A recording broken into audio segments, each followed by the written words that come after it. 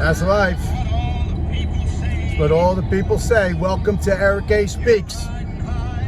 Because I'm riding high in April, and they thought they shot me down in May. I'm changing the tune. Let's hear it. Back on top before June. That's life.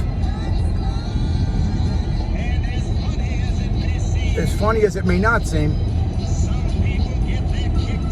some people get their kicks out, stomping on a dream. So that's what we're going to start off today. Dreams. Everybody grew up, bring the Biden now. Everybody grew up in life with this idea of the American dream. Before we get started, this is a first outtake to Eric A. Speaks. It's going to be a podcast, YouTube channel, and potentially grow into larger. We're going to hit lots of topics. The American dream. We're going to talk about the United States Constitution. We're going to talk about your rights as a citizen of the United States, your rights as an individual, your rights as a person, your rights as a female, as a male, as a pregnant woman, as a single parent, your rights as a minority, your rights as being part of the LGBTQ family, community, your rights all around. The Constitution does not discriminate. As far as they might want to tell you otherwise, it doesn't. You know why? I am proof of it. Here I am right now driving in my BMW on a highway, moving through location to location. I could not do that talking to you on a free video wave if I was in a foreign country. If I was in a communist China, or if I was in North Korea, I wouldn't have a car, number one. I wouldn't have a nice car. I wouldn't be driving from place to place with my lovely wife next to me. Say hi, Bianca C. Remember that name. She's a lovely singer, and she's going to be up to the top. I wouldn't be able to do all that. I wouldn't be able to be transmitting on this channel to talk to you and all the people that are out there if I lived in one of those places, because that would not be allowed. But because we have a United States Constitution and we're a democratic republic, I can do that. So this show is kind of free willy, I guess you can say, without a pun and without having to pay royalties for using the name Free Willy. I try to pay attention to that. I'm not going to be answering legal questions. I'm not going to be anybody's attorney on here. I'm not going to be anybody's legal counsel. I'm going to give you my opinion. Now, why does my opinion matter? My opinion matters because I have 30 plus years experience in various areas of which we're going to talk about.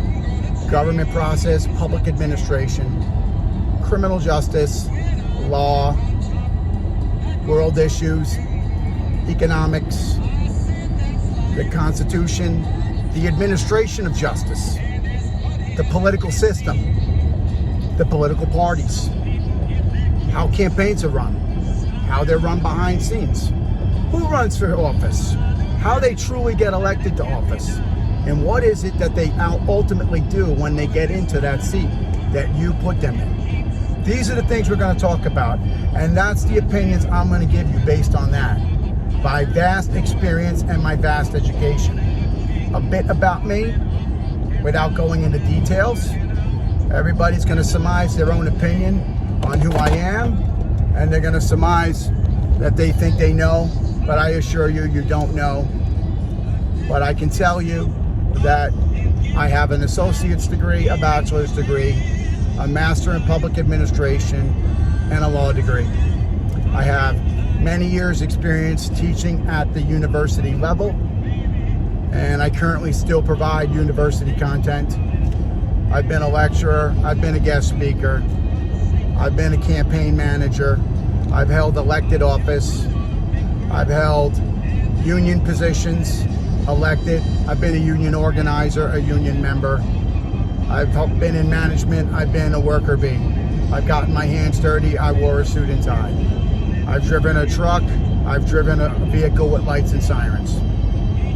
I pretty much like to say I hustled my way in a lot of different things. I may be a younger guy, but in my school thought, when you hustle, you're a worker. You're willing to do the tough things, and you're always willing to put yourself out there. You're always willing to step up and say, I'll accept the challenge for the greater good, for your personal good, because nobody wants to be a nobody. At least I want to believe that. Do you want to believe that? Do you go home and look in the mirror and say to yourself, I'm a loser? Because I know I don't want to. I'm pretty sure you don't. So that's where I'm coming from on experience. I'm very, very knowledgeable in those areas. That is fact.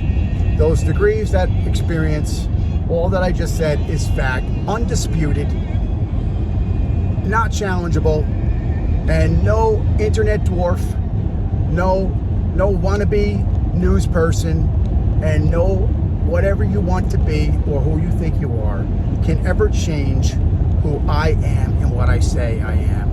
And you, after spending many a time with me on this show and podcast, will get to learn that I tell it like it is. So you will see that if all the things that I'm telling you are not true, I will be pretty much down to a very short, finite video, because I won't have anything else to say. So there it is. I laid it out on the table, ladies and gentlemen. I'm going to be pushing to get some great speakers to come in and talk with us. I am from North Jersey. Very deep roots up in North Jersey, Hackensack area. I'm not going to go into details on other towns, but Hudson County, Bergen County, Passaic County, Essex County, Newark, those areas. It seems to be a glorified moment these days with all this mafioso stuff coming back to light. And yes, who's going to say otherwise? E-Man here is going to tell you like it is. The mafia exists. Who they are, I cannot say. Am I engaged? I cannot say. Nor confirm nor deny, nor say I know or met or spoke with anybody. I'm putting that out there now. I'm going to say that I know of things. I'm not going to disclose things I shouldn't disclose. But I am going to say these things are there. They do exist in New Jersey. New Jersey is a hotbed for this activity. Why is it a hotbed, you ask? Well, historically, New Jersey was an interesting place. Most people are not aware that Al Capone, one of the first members of a organized crime syndicate, let's call it, if there is such a thing, because there's no such thing as that, right? He was actually out of Brooklyn, and then New Jersey. Brooklyn, New Jersey, very strong ties. From there, he ended up in Chicago, but the government itself created his business by starting prohibition. The government got this lofty thought, even though the American public, you the voter, did not truly want prohibition, they forced it upon you, thus creating a market of extreme value. And some people with an entrepreneurial mind said, where the people want it, supply and demand. I'm sure you learned that in one of your classes. If there's a demand, there must be a supply. If there's a supply, there must be a demand. Well, New Jersey runs right along the coast, and it goes nice out to the west, and it's right on the ports. New York City, what a better place for alcohol to flow. And that's what happened. That's where we are. So that's pretty much in a nutshell. And we're going to get into detail in the future. And we're going to get down to the nitty-gritty of things without me getting hurt and without me giving up information. I intend to have some maybe people on the show that you're going to get to meet and talk to that can maybe give a little bit more insight than I can. But we'll see where that goes as we ponder down the road. But yes, Mostly everything begins in New Jersey. No, it's not because I'm New Jersey, Mr. Bragger, New Jersey. Not at all. It really does. It does. I mean, I don't know why. We have Ellis Island is there. If you studied anything in school, you know Ellis Island, the Statue of Liberty. It's all in New York Harbor. Now, that's an argument, my New York people. I'm sorry to tell you, it is in New Jersey water. I'm sorry. Ellis Island and the Statue of Liberty are in the New Jersey Harbor. That's just fact. However they wrote the line at that time to give it over to New York, I think New Jersey was smart because we can verbally take ownership to it. We get the better view than you because our angle is beautiful. We can see it. It's much better for us. And you New Yorkers are stuck with the repair of it on your tax dollars. So I think, once again, New Jersey beat you and won the system. So, moving forward, organized crime, we're going to talk about it. Why is it important? It's important to me because I think when you paint somebody with a red paintbrush, whether they're red or not, they're forced to be red. Another hot button issue for me is the disproportionate representation of minorities in the criminal justice system. Why is that? Why is a black man or a Spanish man multiple more times chance of being arrested, convicted, and imprisoned than a white guy? Why is that? Well, I can say from experience, having served on that committee, as one of my experiences, I served on the Disproportionate Minorities Committee. I believe, it's been a while, so don't quote me, but I believe I might have even been chairman or co-chairman to that committee. I've chaired many committees in my experience in the justice system, in the legal system. I'm not sure, but I know I served on that committee. I've done many committees, but I don't want to quote because there's somebody out there looking to get me, as always. Just like Frank Sinatra says, when you're riding high on your dreams, somebody's going to try to stop on it. So don't quote me that I said I chaired it, but I did serve on one. And that is a story that is just too much to go on to today. Today is just a warm-up of what we're going to talk about. I'm going to post some opinion polls on the site because I want you to tell me what you want to hear, what you want to talk about. Are you in school? I hope you are. If you're not in school, please go to school. I'm going to give you my email. Please contact me with questions. If you're currently in school and you have a question and you want an answer, you want some assistance, your school needs a guest speaker, you need a guest speaker, or anything, I'm going to do my damnedest to respond to every single person that sends me an email or leaves a comment on any of my social media outlets and podcast information. I want to make myself as available to you as I can in the most explorative, open, and transparent manner as possible.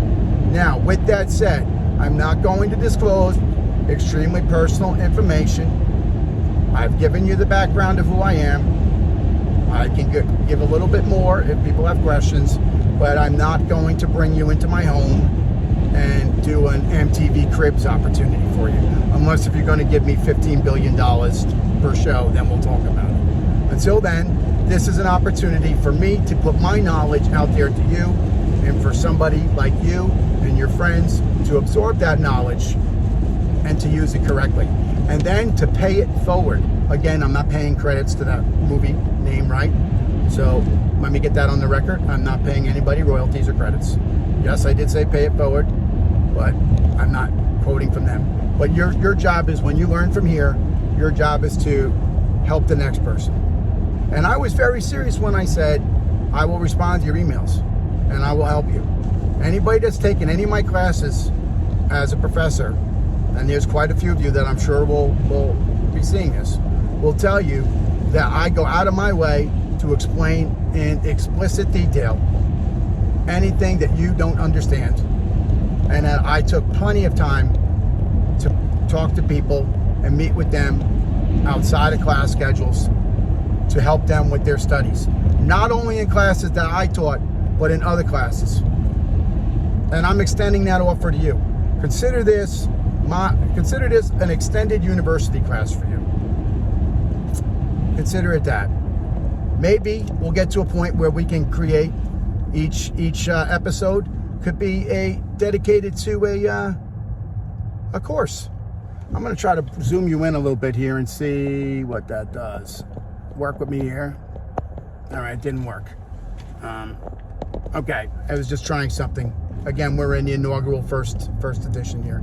This is an intro. It's not going to be like this every day, but I definitely am liking this. I'm feeling comfortable. I hope you're comfortable, and this is a good thing. Is there anything I should go? Give me some ideas. What do I like to talk about? You know what? Let's talk. The most important thing, the Constitution of the United States, okay? The Constitution, the Bill of Rights, put the address in. The Bill of Rights. The Bill of Rights is the first 10 amendments to the Constitution. Those are your pearls, your lifeline to being an American. That is what makes you different from a Canadian. Yes, there's a lot in the Constitution, and I don't have it in front of me. I suggest you should. And actually, if somebody asks, I will leave a free copy of it on posted online. I keep a copy of the Constitution on my phone. Do I not? I do, right? And I refer to it often. As much as I know it well, I'd always refer to it because there are new little sections that you're just blown away by. But your first 10 amendments. But we're going to talk about a few very important ones. How about your right to free speech? That's number one. That's what I'm doing right now. And also, part of the free speech is freedom of the press. I'm kind of doing that right now, considering this is a press type event. So freedom of the media. But that is the First Amendment. Now, that is not the entire crux of the First Amendment. There are subsections everywhere on the First Amendment. So when you see, freedom of speech, freedom of the newspaper, freedom of the press, freedom of religion, that's great. You probably heard the saying, just because you got freedom of speech doesn't mean you can walk into a crowded theater and yell fire. Because you know what? You will get arrested.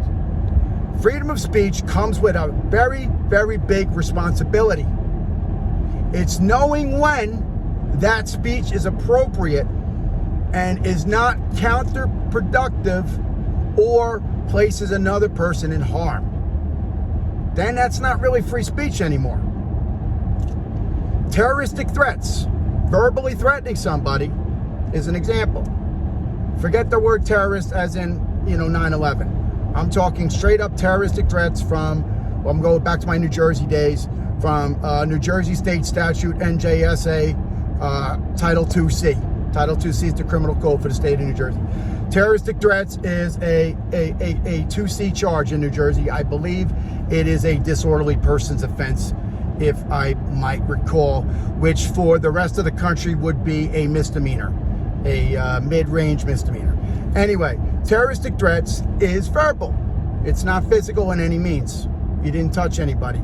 You used your free speech, right, to say whatever you want. But that doesn't mean you could say whatever you want. Those words that came from your mouth were unproductive. They caused somebody fear. They caused somebody emotional harm. That is not your right. The Constitution doesn't say you can do that. Eric says you can't do that. It's irresponsible. That's what gets your ass kicked in my neighborhood. Don't do it. Understand? Free speech is honoring those that gave up their life and shed blood for that paper, for you to voice your opinion. But your opinion shouldn't be little and hurt somebody else. Then you're not exercising the rights of those that passed. People are turning in their grave. That's the First Amendment. Did I make myself clear? Jersey style. Did I? I was pretty good. I handled that pretty good, right? I get some advice from the wife here if I'm sounding like a jerk. And this way, when you leave nasty comments, I don't act that way next time. I'm trying to be fun with you here. All right. I'm gonna skip around. We're gonna have a little fun here, okay? We're gonna skip around. Number 4. Look at my hand. Number 4. That's the most important. This is where these jerk-offs think they can search your car and your house because they have a piece of metal on their chest and a piece of paper. That's your right to protection of search and seizure. That's the protection of your home. They can't just tap your phone. Okay, did I express that enough from you? They can't steal your papers. That's what they really meant. Back in the day when it was written, our forefathers, they didn't want your papers taken. Your papers now are assumed to be your material items. Your papers. They cannot just come and search your house. They need to have an application. They need to have probable cause. Let me explain what probable cause is, okay? We're going off. I get too excited here, so make sure you ask questions. Probable cause. There are different levels. Probable cause is the highest level a law enforcement officer wouldn't feel based on their training, based on their experience, based on the situation. It's the whole thing. So it changes every time, okay? They may not always tell you that, but it's based on that individual's training, that individual's experience, and that individual situation. Below that is reasonable articulated suspicion.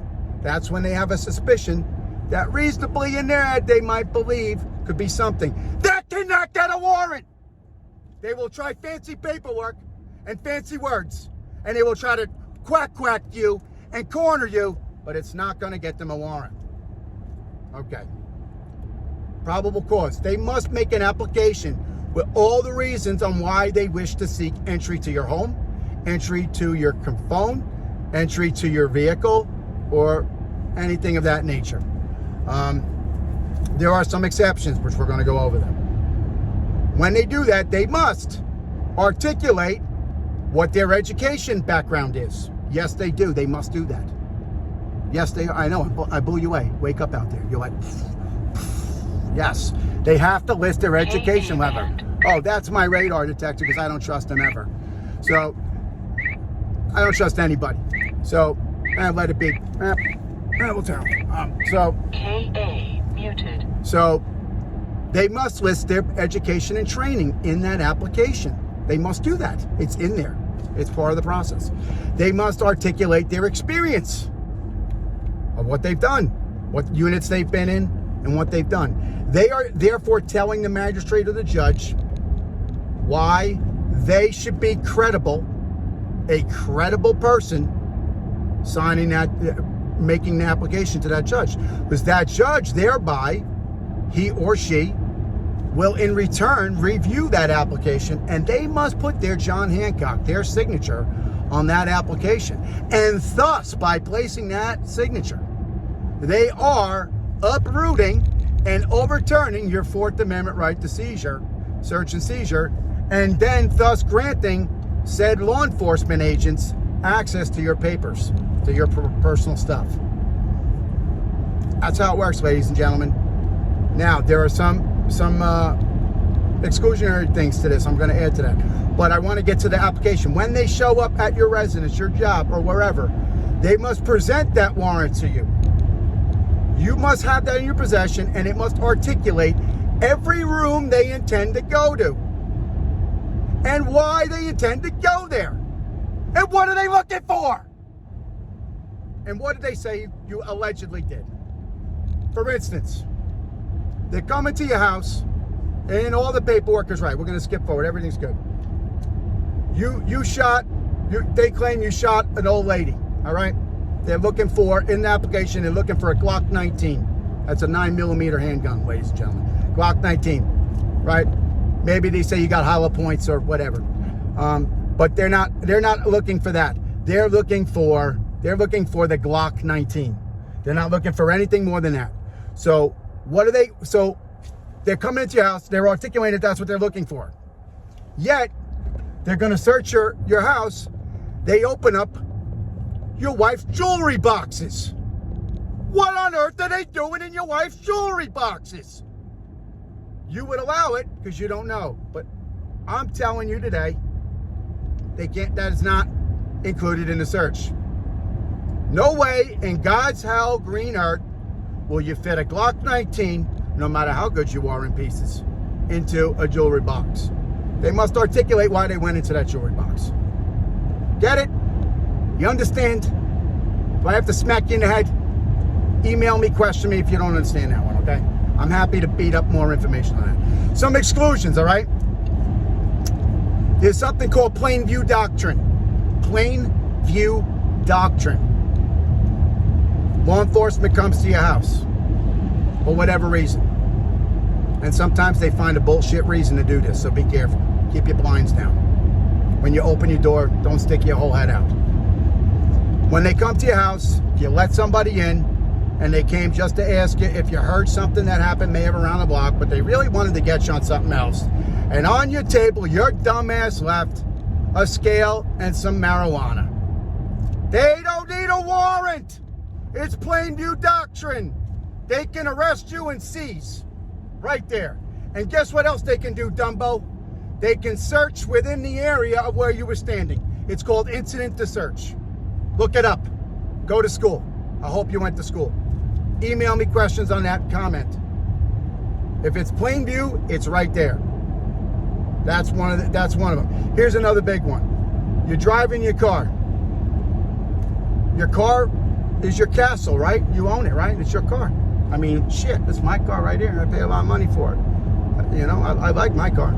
And I'm not letting anybody in it. They pull me over for speeding. What right do they have to search my car? They don't! They don't! Now, two things you need to remember on this. And I'm not giving legal advice. I'm having a conversation about the Constitution. I'm going to document that again. I'm not providing individual legal advice, and I'm not doing anything of such. I'm having a conversation about the Constitution and about my knowledge of these things as an academic level and as a personal podcast fun level. Now, you get pulled over for speeding. Plain view doctrine does exist. If you got a big bag of weed on your dashboard, Dumbo, or a gun sitting on your dashboard, they can grab it. They can come in the car. If you have a warrant for something that you didn't do, something you didn't pay, they come again. Can they just arbitrarily search your car? No, they cannot. Now, will they muscle you and squeeze you and put your balls and your labia in a vice? Of course they will. But you don't have to let them search your car. They're going to push you even to the point of signing a waiver. You know what that waiver is saying? You're a putz. You're allowing them to read and go through your stuff. Stand your ground. Stand your ground. And you know what? Here it is. The Sixth Amendment. 1, 2, 3, 4, 5, 6. Sixth. Right to legal counsel. Now that includes a lot of other things in the Sixth Amendment. But legal counsel is one of them, and it's the most important one of the things that are included in that Sixth Amendment, all which are the Bill of Rights under the U.S. Constitution. You have the right at that time to take your phone and contact an attorney.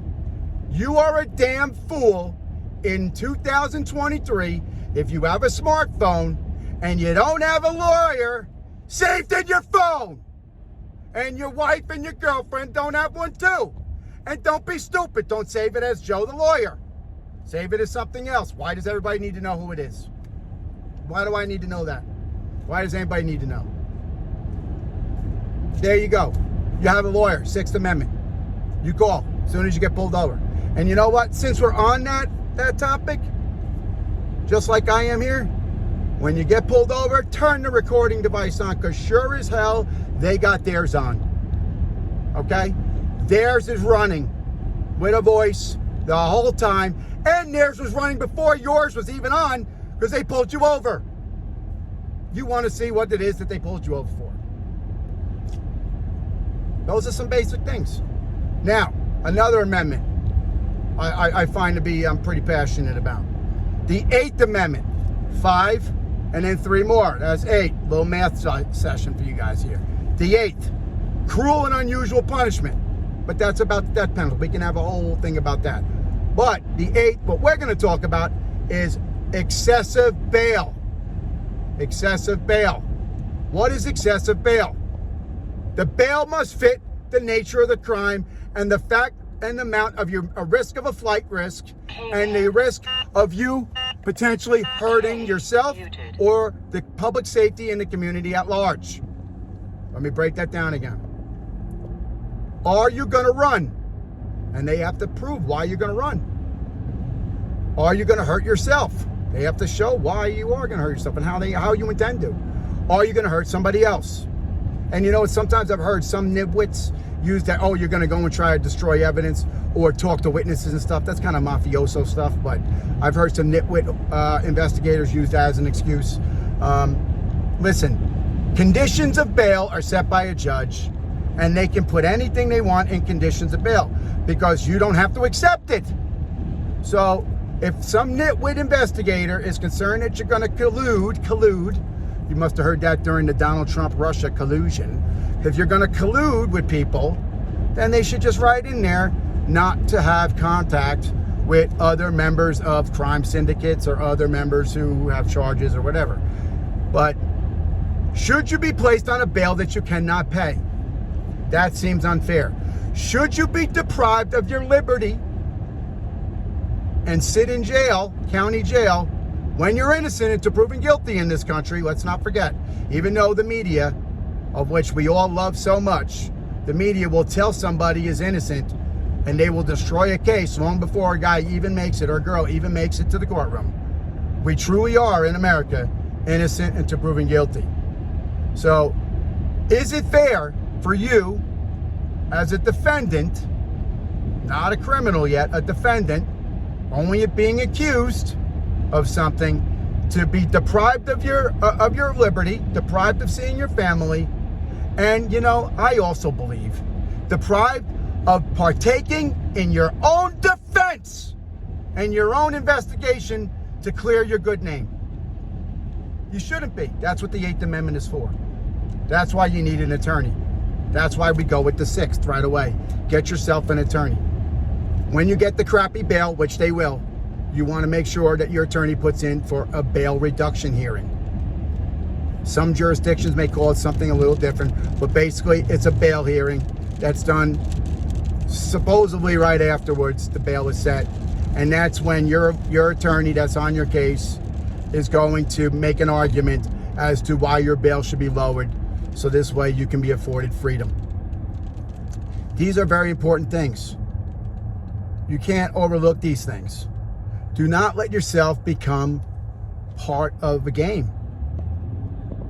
Don't be above the law. I'm not telling you that. Nobody's above the law, but nobody's below the law. I wake up every day and I don't see anybody below me. There's a lot of people that don't like me. And you know what? Quite frankly, I don't care. Because you know what? There's a lot of people that thank me every day for the wonderful things that I've done for them, have done for them, continue to do for them. There's a lot of lives that I've changed. There's somebody that's watching this video that's life is going to be changed because of what I said to them. Somebody, and I mark my words, somebody's going to reach out to me through here, and they're going to ask for something, and I'm going to network them. Do I know a lot of people? I absolutely do. Can I give you advice? Yes, but I'm not going to be your attorney. I'm not going to give you legal advice.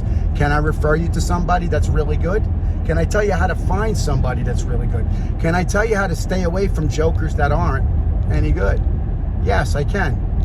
Can I tell you a lot of things? There are a lot of things I can tell you. And you know what? I'm not out to make a buck on it at all. I'm not out to make a buck on it at all. I have this knowledge, this ability. Not many people can stand here and talk for this long.